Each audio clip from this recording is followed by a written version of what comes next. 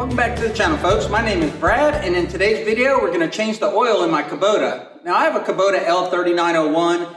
It's going to be similar across the L series, but I think what you're going to see today is going to be relevant for all Kubota tractor owners out there.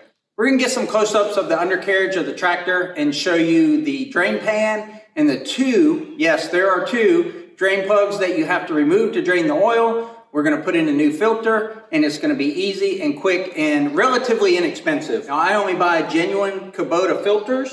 I also only buy genuine Kubota oil. Whenever I service my tractor or any of my equipment, I buy what the manufacturer recommends. On the L series, and again, this will probably apply across all the series of Kubotas, they want you to change the oil at the 50-hour mark. That's because when the engine was manufactured, there could be shavings and stuff in there, and they want all that to be flushed out and then get that oil out. And then after the 50-hour mark, they want you to do it every 200 hours. I like to change the oil around the 100-hour mark, definitely well before the 200-hour recommended mark, and I like to do it around the 1-year mark. I don't want to go 2 years, 200 hours before I change the oil. Oil breaks down not only from use in hours, but also over time. And now let's get some fresh oil in there and make sure all the bearings and internal parts of the engine are nice and lubricated, hopefully giving me long life. A wrench, you only need one wrench for this job, and that is a 19mm wrench for the drain plug. So we have that. We have a set of rubber gloves so you don't get your hands all greasy. I have the oil, which we talked about. And I have an oil filter wrench here. You'll notice I have the loader off the tractor, and that's because I've been doing a lot of brush hogging and the loader gets in the way when I'm brush hogging. But the loader being off the tractor will be the first time I've changed the oil in any Kubota tractor with no loader on it. So it's going to be really easy to get to the oil filter. And also when I raise the hood, it'll be easy to pour oil into the oil filler tube. That's notoriously hard to get to on a Kubota tractor, especially with the loader. But with the loader off, this should be easy breezy. One thing I forgot is 7.1 quarts to change the oil in this tractor. I'll put in about 6.5, start up the tractor, let it sit for a minute, and then check the oil again, and then add if I need it. But I'm not going to throw all 7.1 quarts in right away. So I talked about Kubotas having two drain plugs, at least the L series. So you have one over here on this side, and there's one over on the other side. And the reason is the drain pan, or the oil engine pan, is split in half, so that this front drive shaft can go through the center of it. But I've heard of some folks just draining one side and then saying the tractor didn't take the full 7 quarts of oil. So you got to be sure to drain both sides. Now I'm on the left side of the tractor, and you can see the second oil drain plug right there.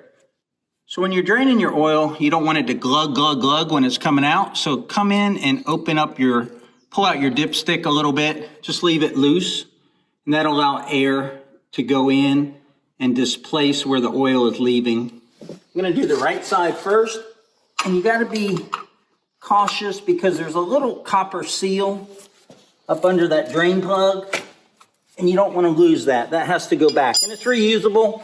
You can buy a new one if you like, but you don't have to.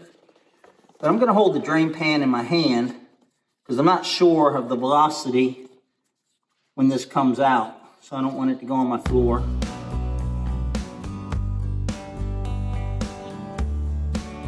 I brought 2 empty containers to capture that used drain oil, and I'll take it to AutoZone and they will dispose of it properly, and that way we'll ensure that no drain oil gets down into, our water supply or anything like that. Protect the environment.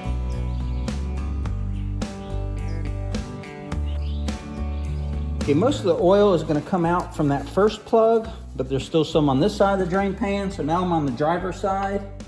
I'll loosen up this plug.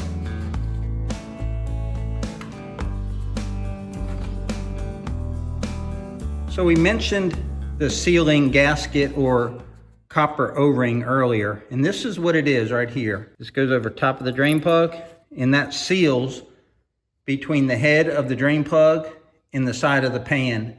And that's reusable. You can use that probably the life of your tractor. As long as they're not damaged in any way, you can just clean them up, put them back in. Okay, I'm on the right side of the tractor. While the other side was draining, I had put the plug back in on this side, and I pulled the plug back out to get that extra teaspoon or so of oil out of there. That's not something you have to do. That's just something I like to do. I can't drain both sides at once. My pan isn't big enough, plus it doesn't have enough area to catch both drains.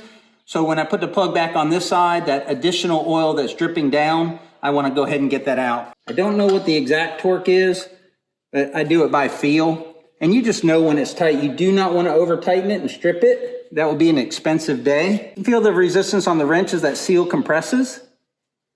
And that's tight. Tight enough right there. And now I make sure it's very dry and clean. So that way, if there's any wetness down here after I put the new oil in, I'll know that my seal is probably leaking. And then do the same thing on the other side. I went ahead and took the cowling off this side so that you could see a little bit better. Also helped me put the oil in. I'm gonna put the cap in here loosely, the oil filler cap, just so I don't get any dirt in there while I'm taking this filter off. Barely had to loosen it with the filter wrench. Spin it off as quick as I can. And that's that. See. May 2021 at 173 hours is when this went on. Clean all this oil out of the mating surface or the sealing surface of that filter. Keep everything as clean as possible. You don't want any contaminants to go inside your engine where there's bearings and pistons and connecting rods and everything are trying to do a job. Not even one grain of sand in there. So this is the new oil filter. I'm gonna put some oil in it and then turn it around sideways so that it can go into the filtration medium in there and just kind of pre-soak that. And the reason I do that is the more oil that's in this filter already and the more that all that filtration medium has oil in it, that means oil will get to my engine quicker when I first start it up. The oil pump will sit in fresh, clean oil, but it's still gonna take a second for that new oil to get to the engine because we've drained all the oil out. Another thing I like to do, and it's very common practice, is to put oil around this ring, this sealing surface, this rubber sealing surface, and that's so that it slides when you turn it and it doesn't grip the engine block and maybe kink this seal. Now I'm gonna do one last wipe with a clean rag of this sealing surface. Then I'm gonna spin on my new filter.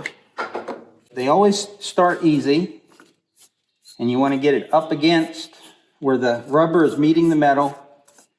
And then you wanna go another half turn or so. So now it's meeting, the rubber's meeting the metal. You can feel it starting to tighten up. Now I'm just gonna turn it. That was about 1/6 of a turn. That was about 1/3 of a turn, pushing about 1/2 a turn. And you just gotta get it hand tight on there. That's tight enough. Something I always do is write the hours right on the filter. And then I put the date. Unfortunately, I didn't bring the right funnel, but this one will do. Need one of them long straw type of funnels. But I'm gonna put 4 quarts in here, but I've still got the dipstick out partially. So as this oil goes in, that'll allow air to escape. I'm gonna put these 4 quarts in and then check. I know it's not gonna be enough, but just to see how far it comes up on the dipstick. I put just over 5 quarts in it, and it's definitely enough to start it. It's about 3/4 to the top level of the dipstick. Stick this fill cap back in. So I'm gonna start it up and just let it run just a bit, just to get all those oil passages and cavities filled with oil, and then let it sit for a second, check the oil level, and then see what I have to add to.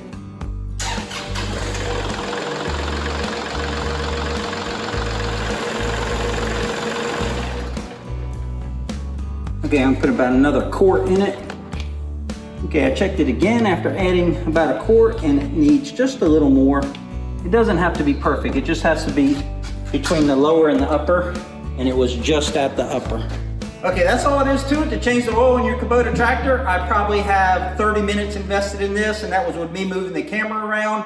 Make sure you have the parts that you need ahead of time, the oil that you need ahead of time, and lots of clean rags.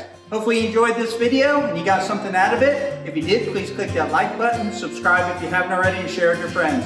Otherwise, we'll catch you on the next one. Take care, y'all.